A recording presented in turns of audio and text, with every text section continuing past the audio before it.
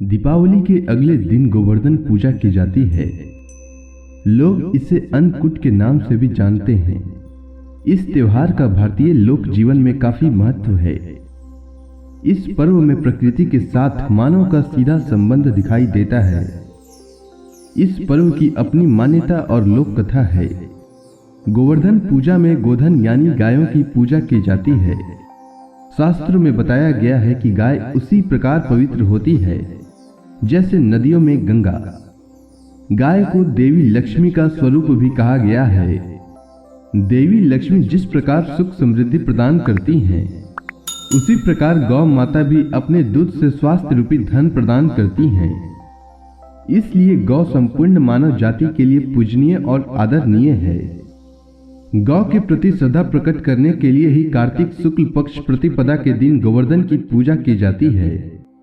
जब श्री कृष्ण ने ब्रजवासियों को मूसलाधार वर्षा से बचाने के लिए 7 दिन तक गोवर्धन पर्वत को अपने सबसे छोटी उंगली पर उठाकर रखा और गोप गोपियाएं उसकी छाया में सुखपूर्वक रहें, 7वें दिन भगवान ने गोवर्धन को नीचे रखा और हर वर्ष गोवर्धन पूजा करके अन्नकूट उत्सव मनाने की आज्ञा दी। तभी से यह उत्सव अन्नकूट के नाम से मनाया जाने लगा। गोवर्धन पूजा के संबंध में एक लोक गाथा प्रचलित है। कथा यह है कि देवराज इंद्र को अभिमान हो गया था। इंद्र का अभिमान चूर करने हेतु भगवान श्री कृष्ण, जो स्वयं लीलाधारी श्री हरि विष्णु के अवतार हैं, उन्होंने लीला रची। प्रभु की इस लीला में यूं हुआ कि एक दिन उन्होंने देखा कि सभी ब्रजवासी उत्तम पकवान बना रहे हैं और किसी पूजा की तैयारी में जुटे हैं। श्री कृष्ण ने बड़े भोलेपन से मैया यशोदा से प्रश्न किया, मैया, ये आप लोग किन की पूजा की तैयारी कर रहे हैं? कृष्ण की बातें सुनकर मैया बोली, लल्ला, हम देवराज इंद्र की पूजा के लिए अन्नकूट की तैयारी कर रहे हैं। मैया के ऐसा कहने पर श्री कृष्ण बोले, मैया, हम इंद्र की पूजा क्यों करते हैं? मैया ने कहा कि वह वर्षा करते हैं जिससे अन्न की पैदावार होती है, उनसे हमारी गायों को चारा मिलता है। भगवान श्री कृष्ण बोले, हमें तो गोवर्धन पर्वत की पूजा करनी चाहिए क्योंकि हमारी गायें वहीं चरती हैं। इस दृष्टि से गोवर्धन पर्वत ही पूजनीय है और इंद्र तो कभी दर्शन भी नहीं देते। वह पूजा न करने पर क्रोधित भी होते हैं। अतः ऐसे अहंकारी की पूजा नहीं करनी चाहिए। लीलाधारी की लीला और माया से सभी ने इंद्र के बदले गोवर्धन पर्वत की पूजा की। देवराज इंद्र ने इसे अपना अपमान समझा और मूसलाधार वर्षा शुरू कर दी।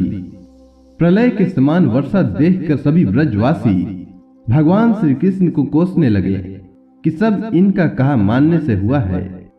तब मुरलीधर ने मुरली कमर में डाली और अपनी कनिष्ठा उंगली पर पूरा गोवर्धन पर्वत उठा लिया और सभी ब्रजवासियों को उसमें अपने गाय और बछड़े समेत शरण लेने के लिए बुलाया।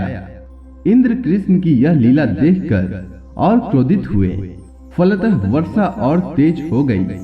इंद्र का मान मर्दन के लिए तब श्री कृष्ण ने सुदर्शन चक्र से कहा कि आप पर्वत के ऊपर रहकर वर्षा की गति को नियंत्रित करें, और शेषनाग से कहा, आप मेढ़ बनकर पानी को पर्वत की ओर आने से रोकें। इंद्र लगातार 7 दिन तक मूसलाधार वर्षा करते रहे। तब उन्हें एहसास हुआ कि उनका मुकाबला करने वाला कोई आम मनुष्य नहीं हो सकता। अतः वे ब्रह्मा जी के पास पहुंचे और सब वृतांत का सुनाया। ब्रह्मा जी ने इंद्र से कहा कि आप जिस कृष्ण की बात कर रहे हैं, वह भगवान विष्णु के साक्षात अंश हैं और पूर्ण पुरुषोत्तम नारायण हैं। ब्रह्मा जी के मुख से यह सुनकर इंद्र अत्यंत लज्जित हुए और श्री कृष्ण से कहा कि प्रभु, मैं आपको पहचान न सका, इसीलिए अहंकार वश भूल कर बैठा। आप दयालु हैं और कृपालु भी हैं, इसीलिए मेरी भूल क्षमा करें। इसके पश्चात देवराज इंद्र ने मुरलीधर की पूजा कर उन्हें भोग लगाया। इस पौराणिक घटना के बाद से ही गोवर्धन पूजा की जाने लगी।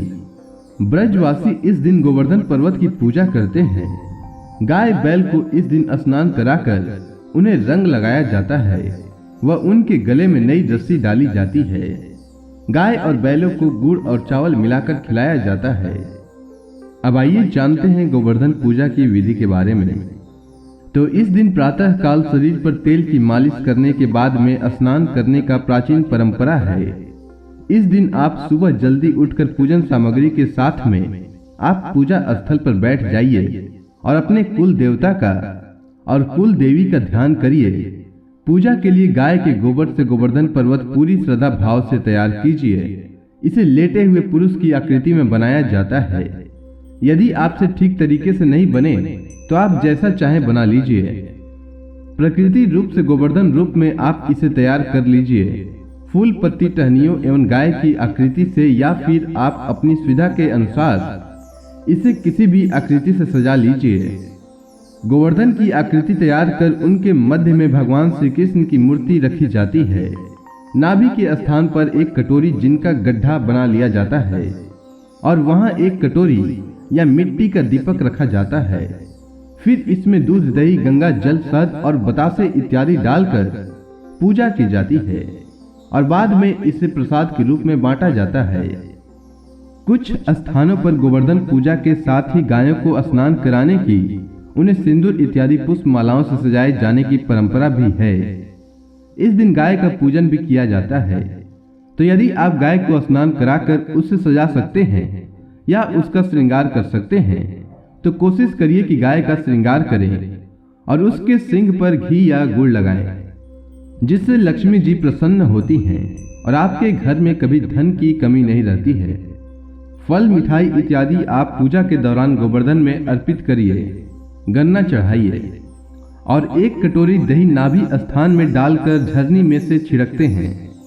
गोवर्धन जो बनाया जाता है गोबर का, उसमें दही डालकर उसको झरनी से छानिए और फिर गोवर्धन के गीत गाते हुए गोवर्धन की 7 बार परिक्रमा की जाती है।